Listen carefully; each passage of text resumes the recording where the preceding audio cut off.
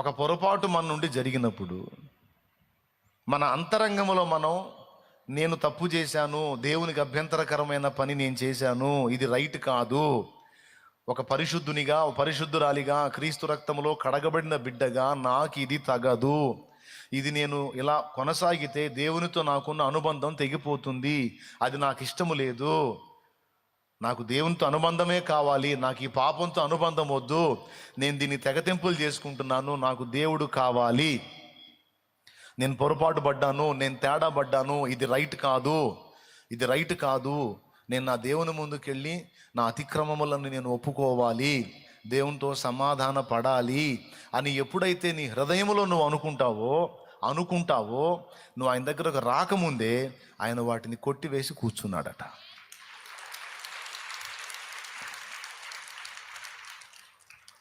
నేను చెప్పలా, 32వ కీర్తనలో ఆయనే చెప్పాడు మళ్ళీ ఈ సంగతి కూడా. చూడండి ఒకసారి 32వ కీర్తన 5వ వచనం. అది నా దోషమును కప్పుకొనక తీనానా వాళ్ళని తీని నాన్న.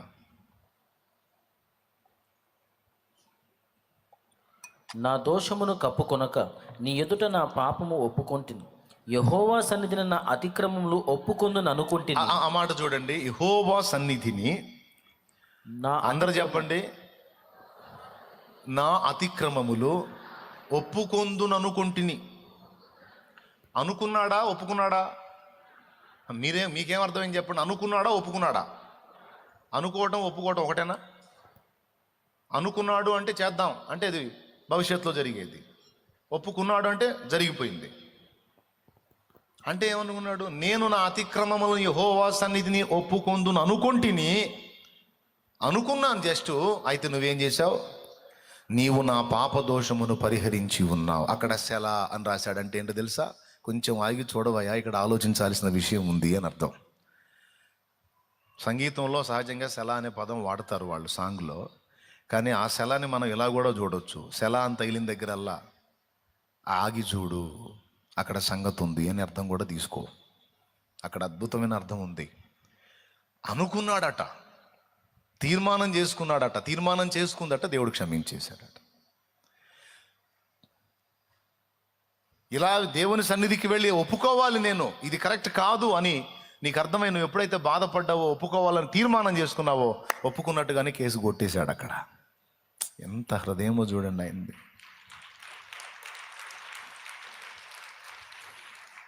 పడమటికి తూర్పెంత ఎడమో పాపమునకు మనకు నంత, పడమటికి తూర్పెంత ఎడమో పాపమునకు మనకు నంత, ఎడము కలుగా చేసి ఉన్నాడు మన పాపములను, ఎడముగాని చేసి ఉన్నాడు, ఆ కారణము చే దేవ సంస్తుతి.